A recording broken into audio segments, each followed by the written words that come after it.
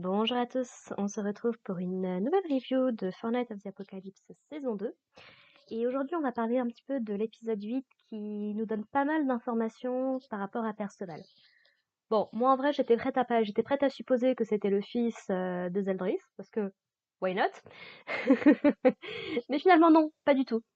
A priori, Perceval ne vient pas du royaume des démons. Il s'y est simplement perdu quand il était plus jeune. À peu près quand il avait 1 an, quelque chose comme ça. Donc il commençait tout juste à parler. Et en gros, donc il serait tombé euh, d'un des trous qu'ont suivi le groupe de Perceval dans le présent. Ce qui l'a amené dans le royaume des démons. Et les démons ont pris soin de lui, il a vécu avec eux pendant un petit temps. On ne sait pas exactement combien de temps, concrètement, mais ça explique notamment pourquoi est-ce qu'il est capable de parler la langue des démons. Et du point de vue des démons, visiblement, il est vu comme leur sauveur. Quoi que ça veuille dire. Et petit à petit, donc, comment expliquer ça? Donc, ils arrivent dans le royaume des démons, et très vite, ils vont se faire balayer par un courant d'air qui va les amener au sol. Alors, Tristan sauve Iseux, Kion, il va être sauvé par Io, et Perceval, il s'occupe globalement de ses amis. Pendant que Gawain, qui est totalement capable de voler sans problème, va utiliser un petit enchantement pour donner des ailes aux 2 chevaux. Donc voilà, tout se passe bien à ce niveau-là. Et en fait, Perceval commence petit à petit à se souvenir de 2, 3 trucs. Et ils vont être capturés par un démon volant qui va les amener jusqu'à Zeldris. Et en fait, c'est là que Perceval se rappelle plus ou moins, donc d'être dans les bras de Zeldris, qui lui montre un petit peu, qui lui explique que bah voilà, il veut essayer de trouver de quel trou il est venu pour pouvoir le renvoyer chez lui, globalement. C'est pas précisé, maintenant que j'y pense, si Perceval est naturellement immunisé au miasme des démons, ou si on lui a foutu un sort, parce que Heu, Tristan a utilisé son sort, a utilisé son sang de déesse pour protéger tout le monde, mais Perceval à 1 an, je suis pas convaincue que c'était aussi évident. Donc ce serait intéressant d'avoir des infos par rapport à ça aussi.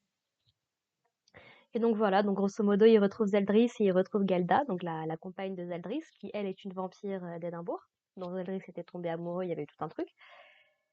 Et est-ce que je peux dire qu'ils sont juste adorables?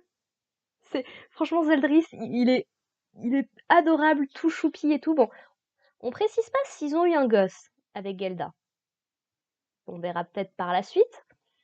Mais franchement, il y a vraiment des scènes de Slice of Life qui sont juste adorables, quoi. C'est-à-dire que Gelda, elle le prend dans ses bras, elle le papouille, elle le lance un petit peu dans les airs comme si c'était toujours un petit bébé, tout ça, tout ça. Lui, il se souvient un petit peu d'eux, donc il est aussi super agréable et tout. Zeldris, qui, je crois que c'est la première fois qu'on voit ça, a les yeux verts en réalité. Alors, ça devrait pas me surprendre tant que ça, parce que c'est quasi la copie conforme de Meliodas, mais jusqu'ici, on l'avait toujours vu avec son truc de démon, autant que je me souvienne. Et donc, Zeldris a les yeux verts. Ok, très bien. Et Zeldris sourit aussi, ce qui change vachement. Et ouais, non, franchement, ils sont juste trop adorables. Ils sont en train de discuter un petit peu de la situation. Lui, il est perché à côté de leur trône, comme si tout allait bien et tout, comme un petit enfant. C'est trop mignon. Et donc, ils vont drop la grosse bombe, c'est-à-dire, oui, Zeldris, c'est le frère de Meliodas, au passage. Ce qui fait techniquement de Tristan son neveu. J'adore parce que t'as un moment, ta nation qui dit, ah, c'est vrai, effectivement, qui se ressemble pas mal et tout. Je me dis, non, tu crois? On s'est fait avoir avec Estarossa dans Seven Deadly Sins, mais Zeldris et Meliodas, il y a très très peu de doutes, quoi, clairement. Et donc, ils vont leur expliquer un petit peu tout ça. Euh, Perceval va leur expliquer du coup qu'il a pu retourner avec son grand-père, mais qu'il n'y a pas longtemps son grand-père est décédé, qu'il s'est fait tuer par Arenside, qui est un des chevaliers d'Arthur, qui est son propre père, et ils se disent c'est pas bizarre, je suis son fils, il veut me tuer, machin et tout.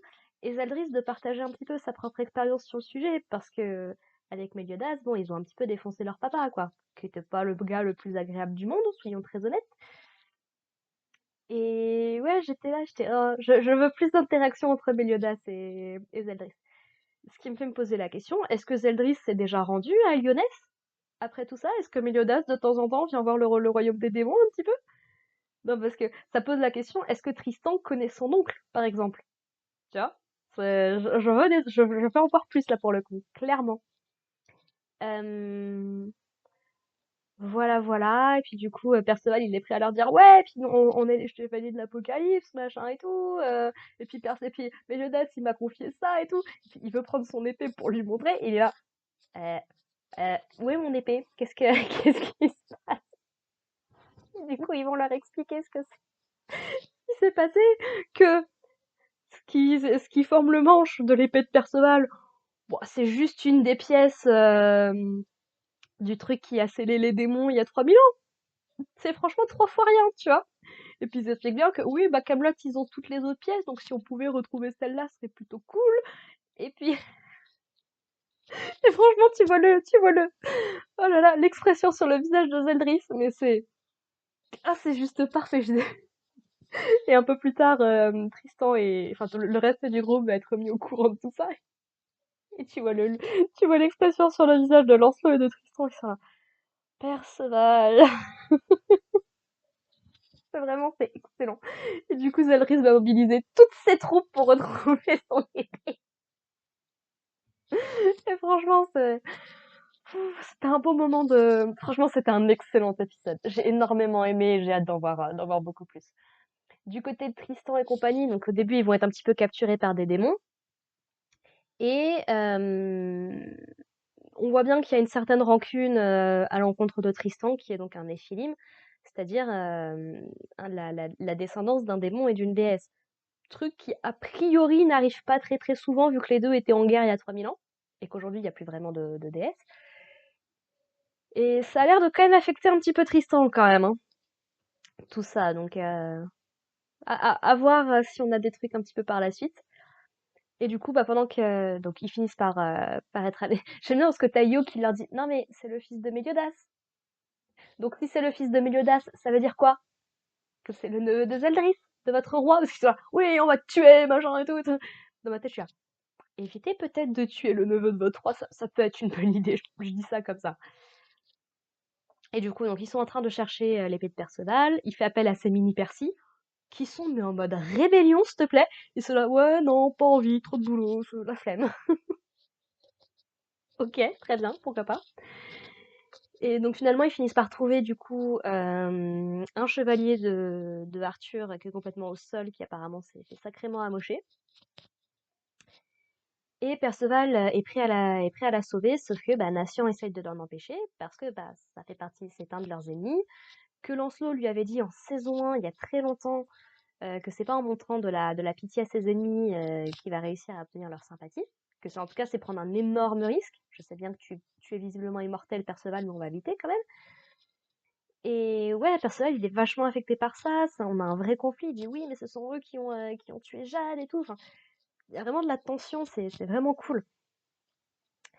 Et puis, quoi dire de plus? Oui, et puis on a Gawain qui disparaît un petit peu pendant l'épisode, mais parce qu'elle a visiblement elle a repéré quelque chose qui l'intéresse.